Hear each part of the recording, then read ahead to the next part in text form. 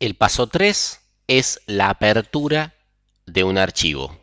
Recordemos que previo al uso hay que abrirlo y posterior al uso hay que cerrarlo. Bueno, la apertura es el tercer paso luego que definimos cuál es la variable interna, con qué nombre interno y qué tipo de datos es el archivo que vamos a usar.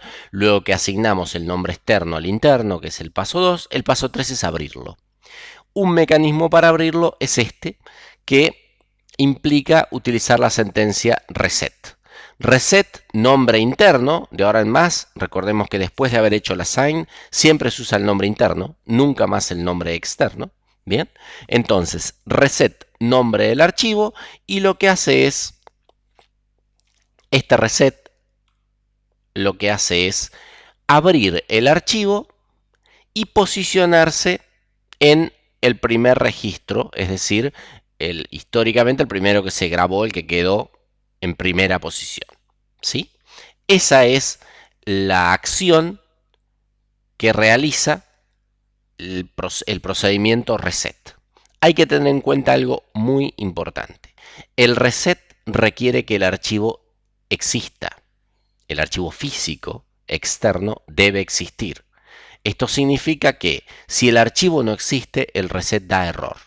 Por lo tanto, siempre hago un reset, ejecuto un reset, cuando tengo certeza total de que el archivo existe.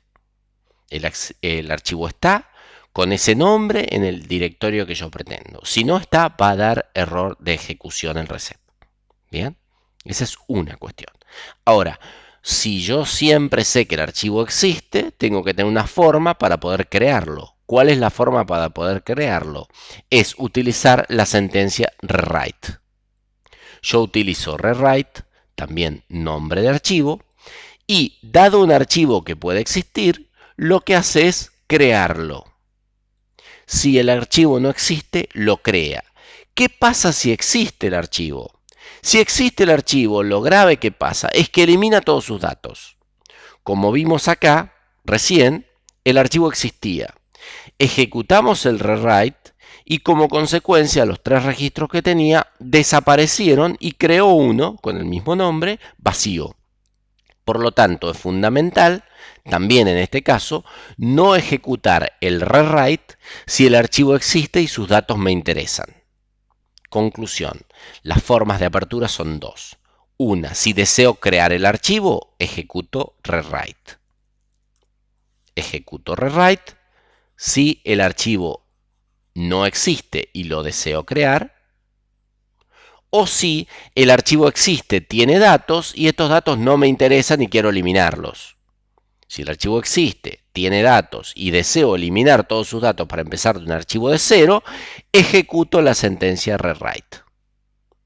De lo contrario, si el archivo ya existe y me interesa utilizar esos datos para agregarle más, modificarlos o leerlos, lo que tengo que hacer es ejecutar el procedimiento reset. Esto es importante que lo tengan muy en claro. Rewrite crea el archivo vacío, si existía lo eliminó todos sus datos. Reset requiere que exista, si no existe de error, y lo abre sin modificar sus datos.